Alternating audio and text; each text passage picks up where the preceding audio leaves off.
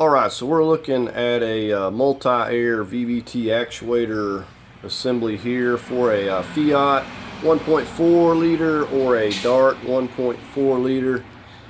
And this is the part that I attempted to sell on eBay. Let's take a closer look at it here. Alright, so here is where the connector is broken. Let's see if I can zoom in here. So clearly broken right here. So yeah, if you get a part like that, clearly defective. However, so I just want to point out, when I ship this part, you know, I've got pictures of everything. I didn't engrave anything or nothing, but I got pictures of this part all the way around, and it was in good condition. And also, this part, not only had the part been on this engine that had not been running, but the part had been basically sitting around for a good while. So there was absolutely no oil in this part, and you can see here, like, we just got this black oil just dripping out of this thing. This is how it came back to me, with just oil all over it, dripping out of it, for a part that arrived defective and supposedly never been installed or anything. Now the other thing I want to say, when I ship this out, because you know, you obviously know that these connectors are delicate, so not only did I double box this, but we're talking, I had this in a padded box that was padded really well, and then I put it in an even bigger box than that, even though the shipping would be more, and then I completely padded that box. Now, can things get damaged in the shipping? Sure, but short of the truck running over the box, very unlikely. So let's just take it from the top. So just as soon as this part arrived, and I mean it must have just got in the individual's hands, I get a message, hey, this part's got a broken connector on it. I don't know if it's going to work or not. And so immediately, probably within a few minutes, you know, I respond, because I'm like on alert here. I'm like, how could this happen? You know, this box must be gotten damaged bad. So I'm like, okay, well, send me a picture. So then I don't hear any response for 4 hours. And then the person replies, well, I'm out of town right now, and I'll get it to you later. So I'm thinking, okay, well, we'll just wait around. So I don't hear from the guy again for another week. So 7 days later, I hear from the person. Oh, sorry, I've been out of town. I'm an over-the-road truck driver, and I couldn't get those pictures and stuff, so I'll get them to you today. So, you know, within a few hours, surely enough, he sends the pictures and shows this connector's broken. I'm like, okay, well, it's weird. You know, it's taken a week to get a hold of me, but anyways, you know, clearly broken. So my first question is, okay, well, is there any damage to the box? Because I've got pictures of this showing that it wasn't damaged when I sent it. It was double boxed and padded really well, and I'm talking like this was in a much bigger box, a small box, much bigger box. And so I'm expecting the box to be damaged. It's like, no, the box is not damaged, but you know, it's kind of squishy feeling, so don't know, like it got jarred around or something. And so I'm like, okay, well, that is, you know, it's pretty much impossible if the box was not damaged. And I'm not saying that things don't get damaged in the mail or, you know, with any shipping, because I've seen it, you know, even being double boxed, things do get damaged. But without seeing some damage to the box, it's very unlikely, short of the truck running over this thing, that this connector would have gotten broken off.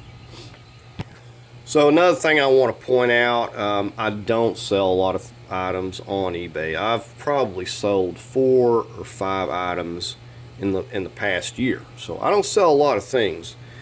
And you know, the fact that, you know, I get a return off of 5 items tells me that, you know, this is probably a big problem.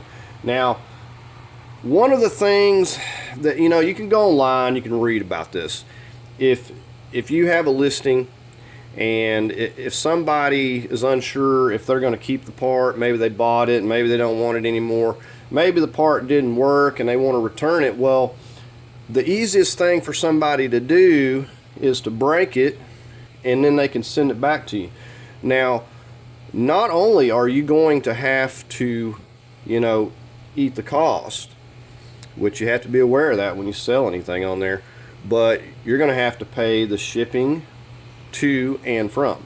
So I had to pay, you know, this was like close to $30, $29, $30 to ship this. And I wanted to get the part back. I was hoping the guy would send the box back, but he didn't. He sent it in another box that was small, very little packing paper in there. And miraculously, all of the other connectors survived, and everything was fine on the trip back. So nothing else got damaged, even though it wasn't even boxed very well. So anyways, before I get off track, so if somebody does this and they want to return it, basically they're out nothing. If they decide to break it and they want to do this, they're going to be out nothing. You're going to have to pay the shipping there and back because the item was defective. There's really not a whole lot of recourse or anything you can do. You're going to have to refund their money. But wait, it even gets worse. So not only at this point am I out $60 on shipping, but there's also fees through eBay that you will not get back, and I think it come up close to $30 worth of fees. So so now I'm out like $90 on this part. So just to say, these parts, if you can go in there and look, I think they sell upwards to like $500, anywhere from, I think I've seen them from $300 to $500. Most of the time these are going to be around the $500 range, and I had mine marked at, I think I sold it for $150. Okay, so really cheap. But you know, I really wasn't that worried about it. You know, I just had the part. I see that they're worth a little bit, so it's kind of worth maybe selling and dealing with it. But you know, I'm not really out anything, I don't guess. It's just a spare part as far as the part goes. But then I'm out, you know, $90 just to try to sell this. So when you go on eBay and places like this and you're like, man, I can't find any used parts, I don't know why I can't find these type of parts. Well, this is a lot of the reason why, because a lot of people probably don't want to deal with this hassle. I mean, you know, a lot of these sellers, they sell a lot of stuff so they can recoup the cost and everything. But if you're someone that's just selling a few things, it's kind of hard to justify, you know, you're taking a hit like that. You know, a lot of people will just simply not even ship the part back. They'll just, you know, refund and just let them have the part, so they're not, you know, out the shipping back. But I actually wanted to get the part and verify that it was my part, and was hoping, like I said, that the box would get sent back. You know, from what I've seen, it does look like the part. From the markings and stuff, it does look like my original part. I can't say 100% on all the components, but I know that these actuators, I've kind of verified them, and it looks like it is the part. So unless it was disassembled, or my best assumption is that it's one of those things where they're trying to diagnose and this doesn't fix it, and so they break it and they send it back, not out any money. You know, obviously if somebody, you know, is saying something's broken immediately, but then they don't send you a picture, and then they got this other story, they don't get a hold of you for a week, and then it takes another week to ship it back, you know, something's kind of funny there.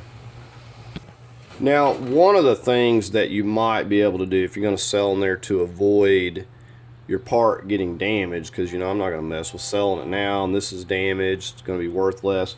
but you can simply put that you accept returns. And actually a lot of sellers I see will put, they will pay the return shipping just to avoid, people doing this sort of things. I mean, you don't have to take my word for it. You can go online and you can look. There's like probably millions of stories of the same sort of thing. Luckily, compared to a lot of stories that I've read, I'm not out a whole lot of money here, but I have read a lot of other stories where people are selling like computer stuff, graphics cards, and they get, scammed, and they'll return a defective one and stuff. So something like that, I wouldn't even want to think about selling.